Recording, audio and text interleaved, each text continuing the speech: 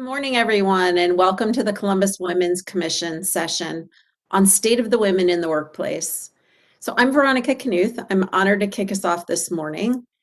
I'm in my second year as commissioner and a longtime advocate for women in the workplace. I've served as human resources executive in this community for several decades at L Brands and now at Cover My Meds. And in my role, I've had the opportunity to provide input and impact on the policies that further a more equitable workplace.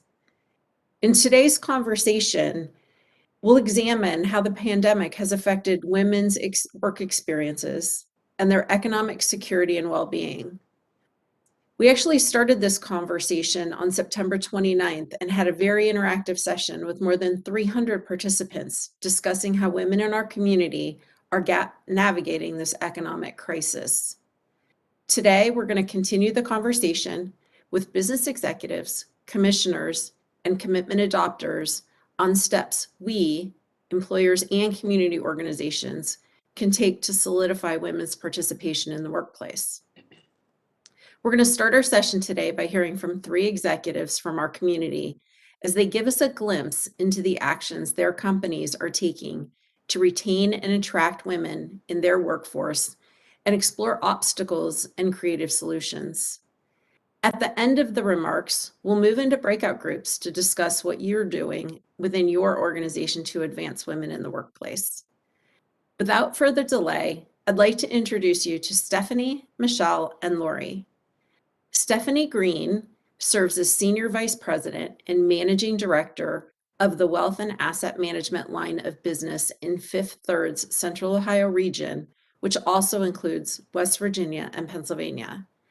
She leads a team of highly specialized investment professionals that focus on a customized customer experience through the delivery of planning, investment management, banking, and advisory services.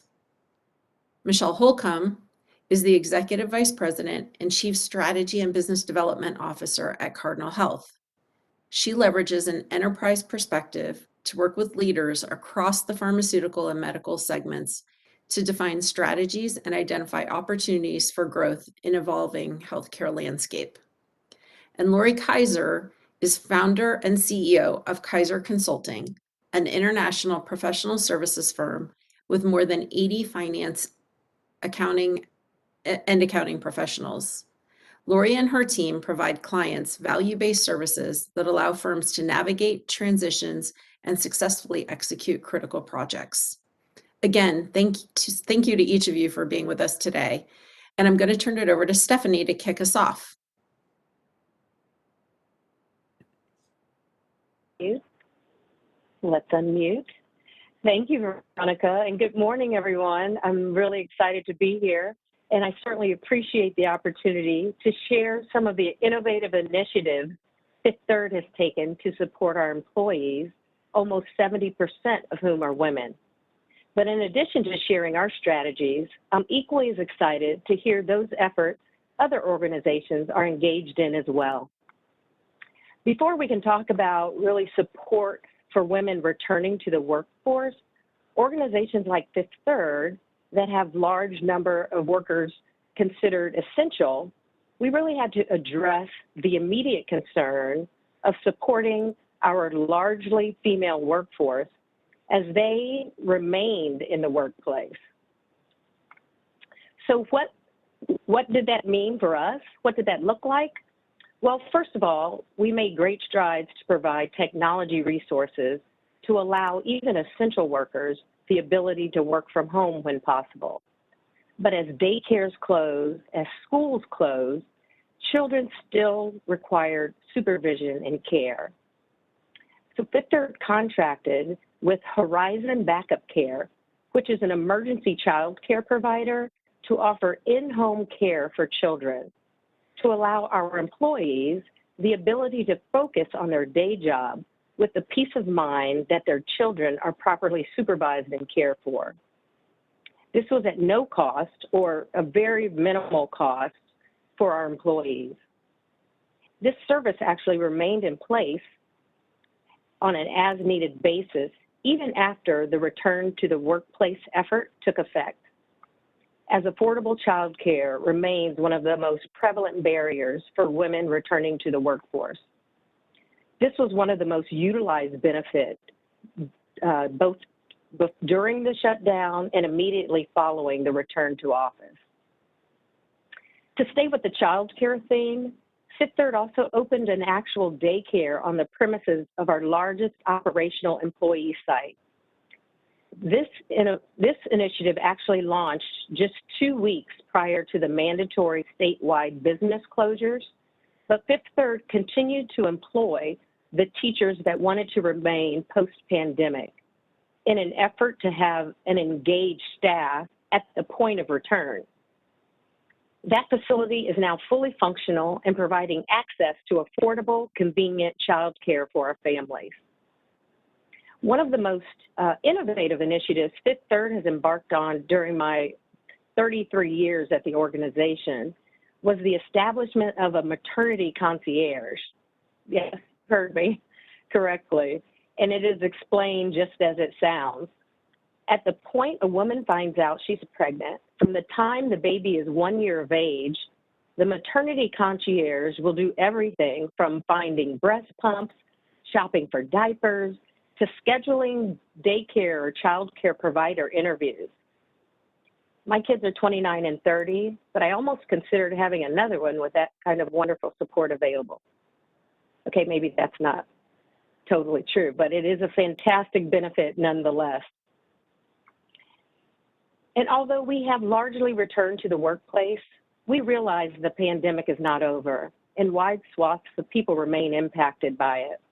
If one of our employees to this day has returned to work and at some point tests positive, or someone in their family tests positive, and they're suffering symptoms that prevents them from working remotely, or their role is one that can't be supported remotely, Fifth Third made an arrangement with our short-term disability provider to immediately approve disability support payments to ensure the employee would not lose any income during the 10-day quarantine period.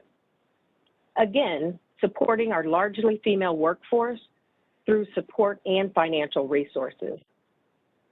Finally, Fifth Third's efforts to close the wealth gap was front and center with what was a bold and courageous move. As the 9th largest bank in the country, we led the way to raise our minimum starting wage to $19 per hour. Again, with a workforce of almost 70% women, this affords women and families the financial capacity to return to the workforce and to return to the workplace and continue to provide for their families. So Veronica, this really summarized some of the innovative initiatives Fifth Third has implemented during these difficult times. And I'm extremely proud to work for an organization so committed to the needs of women and families in today's workforce. And with that, I'll turn it back over to you. Awesome. Stephanie, thank you so much. I'm going to turn it over to Michelle. Thanks, Veronica, and thanks, Stephanie. Those are fantastic initiatives, and I agree with you. It's really terrific to actually learn from each other as well, and I look forward to our breakout soon, too. So hi, my name is Michelle Holcomb. As Veronica said, I lead strategy and business development here at Cardinal Health. I'm also our executive sponsor for our Women's ERG, what we call the Women's Impact Network. So I come at this from a couple of different angles. Like most other companies, of course, we've been facing challenges of keeping women in the workforce throughout the pandemic. I am really happy to say that, as we track our voluntary termination numbers, that we have not actually seen differences between men and women, which I know is really different than what we see at the national numbers, where women have been leaving the workforce more readily than men at all levels, which is really, really challenging for all of us.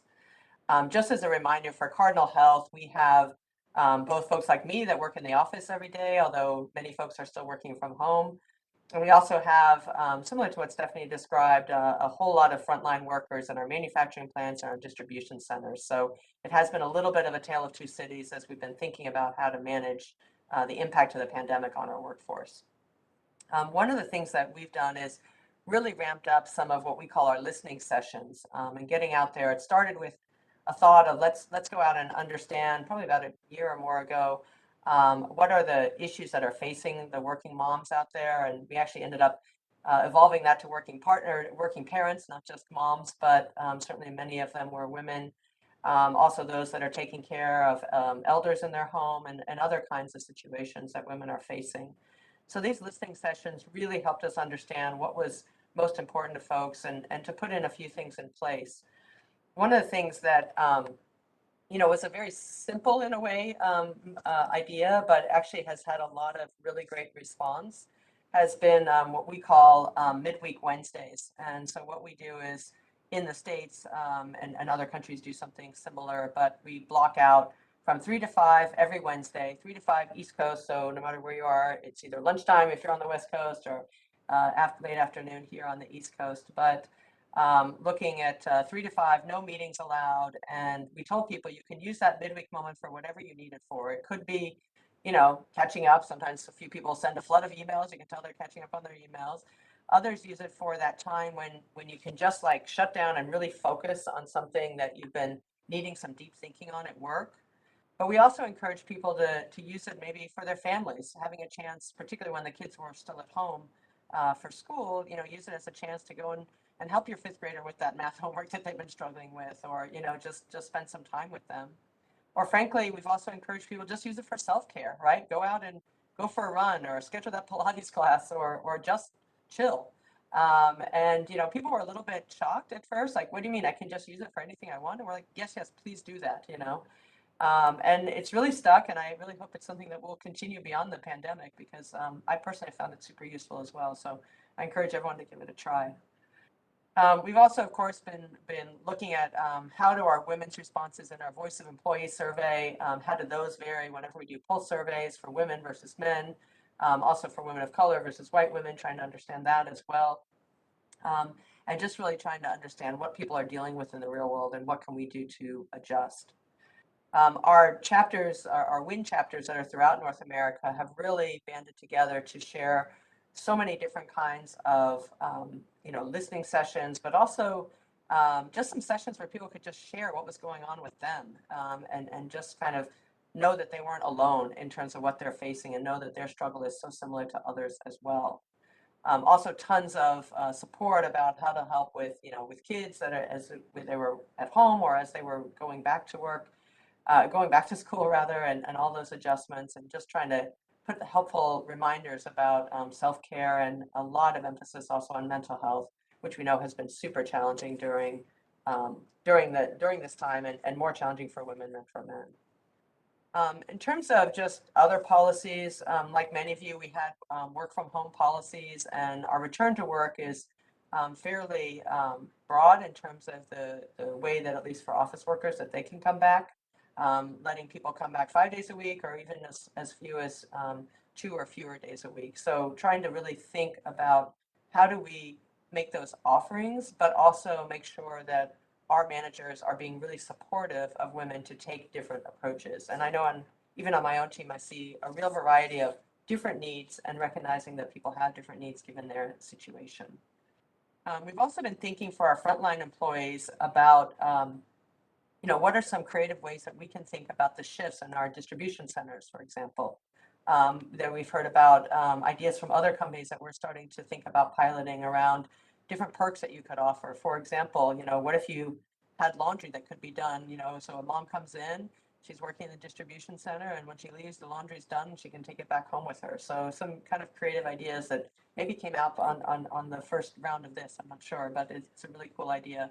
We're also looking at how to manage the shifts differently. What if we had a 9 a.m. to 2 p.m. shift for those working moms whose kids are going to be in school at that time? Would that enable us to attract a different set of women or a different set of workers who right now are not in the workforce?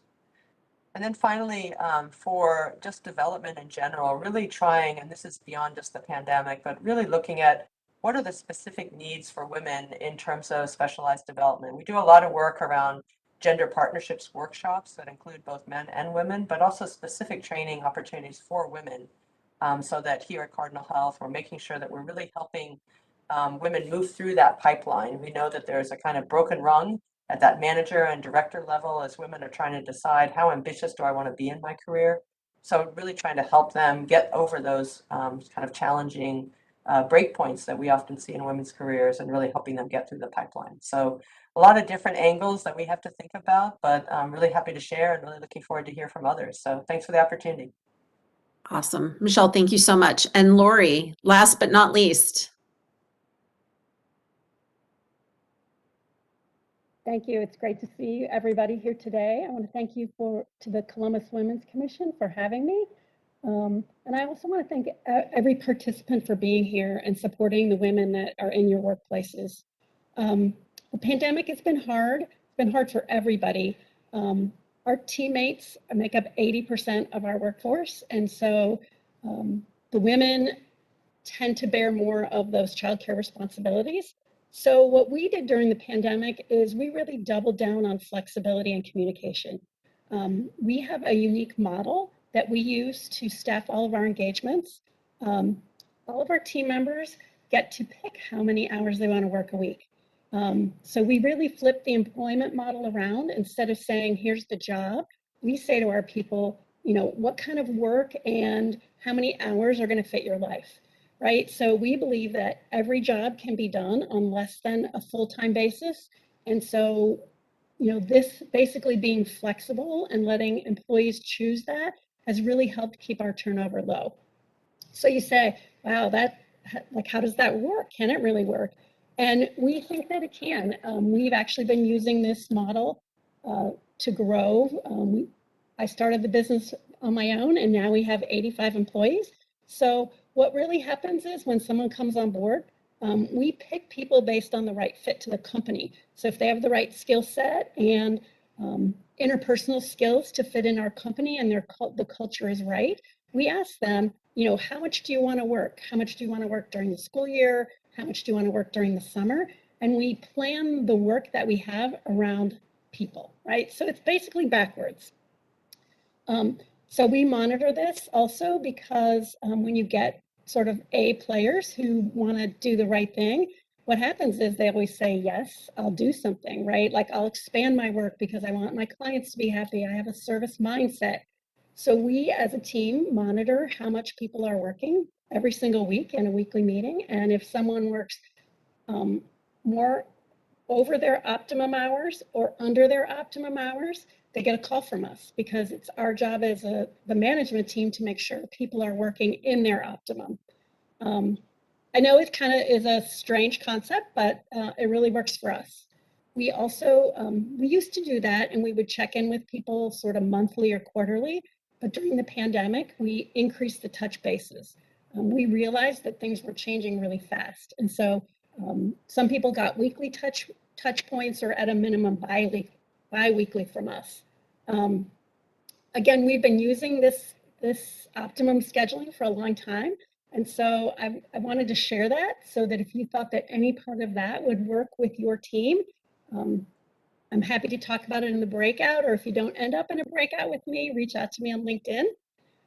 We also have a policy that says work where it makes sense, right? So you can work at a client site, you can work at home, you can work in the office. And that really helped us pivot during the pandemic quickly. So we were used to working kind of wherever. Also, similar to Michelle, like at Cardinal, we have a policy where we let people say whether they want to grow in their careers or plateau. We realize that there's a time in most people's lives, parents, that when they add to their family responsibilities, whether it be children or elderly parents, could be pets, could be, you know, going back to school. There are times in your life when you don't really want to take on more responsibilities. And so we let people choose kind of where they are on their career path, which our people tell us that takes down the stress level if they can actually say, you know, we always say that no isn't no for more responsibilities. It's just not right now. And so that doesn't put them on a separate track or help them be judged. The other things that we did during the pandemic, we had mom forums or childcare forums where people could hop onto calls and people could share what they found. Sometimes they would be sharing a caregiver between two people. Maybe they found somebody that they wanted to use part-time and somebody else could use. They could pair them up. Or they found other avenues to cope with the fact that, you know, schools would be closing or their childcare would be closing. So basically what we think is that each person on your team is individual, right? So there's not necessarily a cookie cutter answer, and that the more you can communicate with your valuable team members, the more that you can keep them there and engaged and keep them productive in doing what you need them to do. So I look forward to talking with you guys in the chat rooms. That's awesome. You know, it struck me as each of you were speaking, we didn't, you know, kind of preview this at all. And the variety of things that the three of you outlined is just absolutely incredible. I took so many notes. And so I'm super excited to now break us up into breakout groups, because I think, you know, the three variety of, you know, varied ideas from different companies, I think will just multiply as we get into the breakout groups. So we're going to move into groups for about 20 minutes, and then we'll join back together. Each group has a moderator who will help sort of steer the conversation a bit and take some notes. We'll send prompts to the breakout groups when we've got 5 minutes left and when there's 1 minute left. So to join a breakout group, just simply click join now, and you'll be sent to your breakout group, and we'll join back in a few minutes. Thanks, everybody. So everybody, welcome back. I hope you had a rich discussion. I know our group did. I'm going to start by just a couple of takeaways. I think, you know, we really focused on what challenges our companies were experiencing in regards to retaining and attracting women in the workplace. And I think it was interesting. It feels like in our conversation, the pandemic has really changed how we think about what's important. And that is kind of finding its way into all the pieces of work. Am I working at a job that I love, in a location that works for me, in a schedule that works for my life, and, you know, at a wage that makes it that makes it worth working? Interesting, because those are behavioral shifts that we think are going to kind of, you know, weave their way into the future of work in a way that's going to cause us to really look at this and look at how we set up, how we work in our companies. So that was our big key takeaway. I'm going to turn it over to Stephanie. Thank you, Veronica. We had a robust discussion, interesting perspectives, even with three ladies from Cardinal Health. Each had very different thoughts and ideas, which I thought was really awesome. And then we also had a young lady, Kat, from Center, it's not called Center for New Directions anymore, but she also had an interesting perspective from a small nonprofit point of view, and also shared a lot of great insight. And really our takeaway was that all of us are from the greater Columbus area, and our goal is to really better our community as a whole. So if the question that asked, what can the Women's Commission continue to do to support employers as we continue on this journey from out of the pandemic, the response really was, let's share these best practices so that some of the companies that haven't implemented some of these really great ideas, it could at least evaluate them to see how they might be integrated into their particular organizations. So again, if the chamber could do an employer profile and share some of these best practices, and maybe even have women who have taken steps to do things, to change directions coming out of the pandemic, and share how that's gone for them. If it was successful, share why, because people are taking different paths. We learned that you don't have to have a degree in IT to pursue an IT future. There are skills, underlying skills and transferable skills that employers may be willing to train. So sharing some of those ideas, and one of my favorite takeaways from the day was, even if someone they consider themselves to have failed in their new effort, but if they failed forward and learned something new and had a new experience that helped them get to the next stage and phase of their life, then sharing that so that other people can benefit from that experience, we thought would be valuable. So there were lots of other takeaways, but those were a few that I could share in the 1 minute wrap-up time. So thank you. Perfect. Thank you, ladies. They were great. Perfect. Thank you. Michelle, how about you? Yeah, hi. I mean, also a great discussion. I think there was, we talked about a couple different angles. We talked about the mental health angle and some of the challenges there, and some of the work that we're doing here at Cardinal, Casey described, but also, and the need to kind of destigmatize that, and the role of both, our benefits folks, our women's ERGs, as well as senior leadership to bring that message so that people are talking about it and not keeping everything bottled up. I think also we had a really interesting discussion about how to deal with vaccination mandates and what's the impact of that going to be. And we talked about, I think everyone, most of the companies on the call do now have a vaccination mandate in place, and deadlines coming up soon for people to get vaccinated, and question marks about how many people will actually be terminated for that reason, and how do we all manage that. It's obviously not a women's specific issue, although for some women, if they're, thinking about being pregnant, they may be concerned about the vaccine, even though it's been shown to be safe, et cetera.